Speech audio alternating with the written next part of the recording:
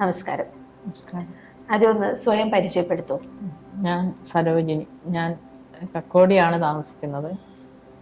House വൈഫാണ്. ഈ അസുഖത്തിന്റെ തുടക്കകാലത്ത് ഉണ്ടായിരുന്നിട്ടുള്ളൊരു ലക്ഷണങ്ങൾ എന്തൊക്കെയായിരുന്നു? എപ്പോഴാണ് ഒരു ഡയഗ്നോസിസിലേക്ക് എത്തുന്നത്? ആദ്യകാലത്ത് സ്വീകരിച്ചിരുന്ന ചികിത്സകൾ എന്തൊക്കെയായിരുന്നു എന്നുള്ളതൊക്കെ ഒന്ന് വിശദമാക്കാൻ പറ്റും? എനിക്ക് ആദ്യം തന്നെ വന്നത് ഒരു പല്ലുവേദന പോലെയാണ്.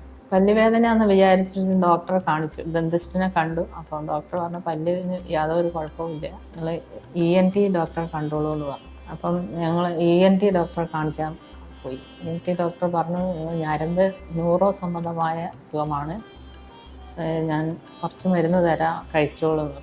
മരുന്ന് കഴിക്കാൻ തുടങ്ങി, കുറേ കഴിച്ചു. അപ്പം മാറുന്നില്ല.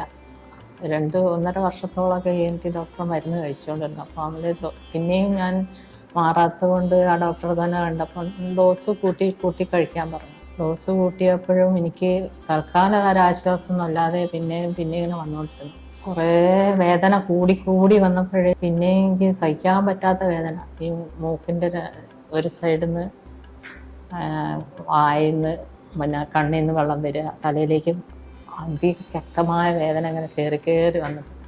അപ്പം വീണ്ടും ഞാൻ ആ ഡോക്ടറെ മരുന്ന് നിർത്തി കോളേജിൽ പോയപ്പോൾ കോളേജിൽ നിന്ന് ഡോക്ടർ പറഞ്ഞു നിങ്ങൾക്ക് ഇത് തന്നെയാണ് മരുന്നുള്ളൂ, ഇതിൽ വേറെ മാറ്റം ഒന്നും വരുത്താൻ പറ്റില്ല, ഇതാണ് ഈ അസുഖത്തിൻ്റെ മരുന്നെന്ന് പറഞ്ഞു. അപ്പം എനിക്ക് എന്നിട്ടും മാറുന്നില്ലല്ലോ. ഞാൻ ആലോചിച്ച് ഇനി ആയുർവേദത്തിലേക്ക് നോക്കിയാലോ.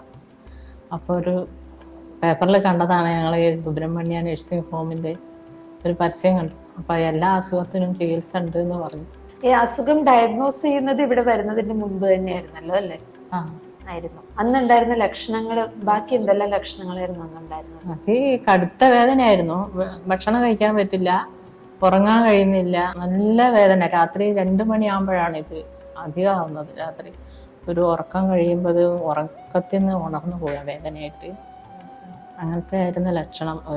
തീരെ കാറ്റ് കൊള്ളാൻ പറ്റൂല, കുളിക്കാനോ നമ്മളെ ദൈനംദിന ആവശ്യങ്ങൾക്കൊന്നും എനിക്ക് കഴിയുന്നില്ലായിരുന്നു.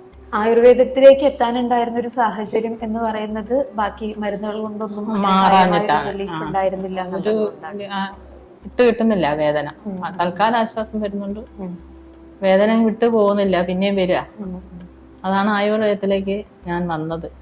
ഏകദേശം ഏത് വർഷമാണ് ആയുർവേദ ചികിത്സ തുടങ്ങുന്നത്? എത്ര കാലം ഒരു ചികിത്സ? 2008 എനിക്ക് അസുഖം വന്നത്. അപ്പോൾ 2008 ഞാൻ 2 വർഷത്തോളം ഇംഗ്ലീഷ് മരുന്ന് തന്നെ മാറി ഡോക്ടർമാരെയൊക്കെ കാണിച്ചു. എന്നിട്ടാണ് ആയുർവേദത്തിലേക്ക് മാറാൻ കാരണം.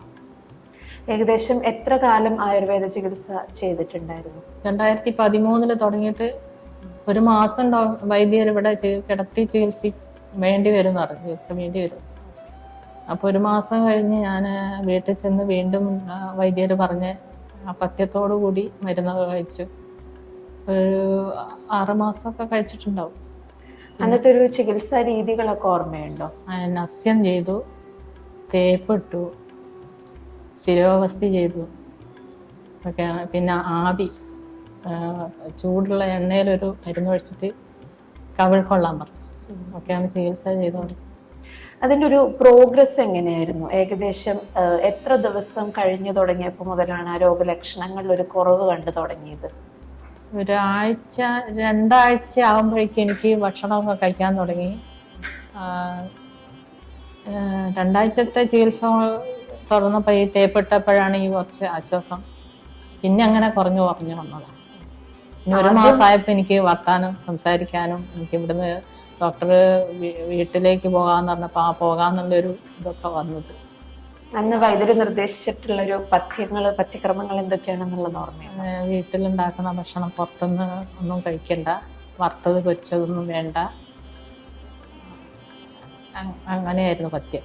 തൈര് കഴിക്കണ്ടെന്ന് പറഞ്ഞിരുന്നു. തണുപ്പ് രാത്രിയാണല്ലോ ഇത് അധികമാകുന്നത്, തൈര് വേണ്ട, ബാക്കിയെല്ലാ ഭക്ഷണം ചൂടോടെ കഴിക്കാൻ. പിന്നീട് എപ്പോഴെങ്കിലും അത് റെക്കർ ചെയ്യുന്നതായിട്ട് തോന്നിയിട്ടുണ്ടോ? പഴയ ലക്ഷണങ്ങളോ പഴയൊരവസ്ഥയിലേക്ക് പോകുന്നത് പോലെ എപ്പോഴെങ്കിലും ഒരു ലക്ഷണം? ഇല്ല, അങ്ങനെ വന്നിട്ടില്ല.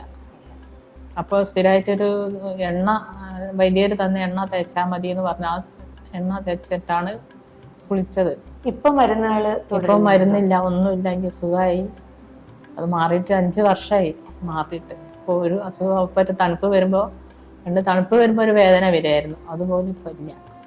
കംപ്ലീറ്റ് മാറി. ഞാനിപ്പോൾ അതിന് എനിക്കിനി വരില്ല എന്ന് ഉറപ്പായി.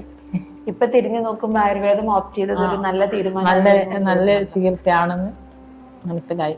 ഏറ്റവും നല്ല ചികിത്സ ആയുർവേദമാണ്. നമ്മളെ ഇംഗ്ലീഷ് മരുന്ന് കഴിച്ചപ്പോഴും വയറ് ഗ്യാസും വയറ് വീർക്കുക കുറേ സൈഡ് എഫക്റ്റ് ഉണ്ടായിരുന്നു ഇംഗ്ലീഷ് മരുന്ന് കഴിച്ചപ്പോൾ. പക്ഷെ ആയുർവേദത്തിൽ എനിക്ക് ഈ മരുന്ന് ഇപ്പോഴും, ഞാനിപ്പോൾ ചെറിയൊരു ചികിത്സയ്ക്ക് ഇപ്പോൾ വന്നിട്ടുണ്ട്, ഒരു കാലിനൊരു ചൊറിച്ചിൽ. അപ്പോൾ ഒരാഴ്ച കഴിഞ്ഞപ്പോൾ അത് നല്ല വേദന.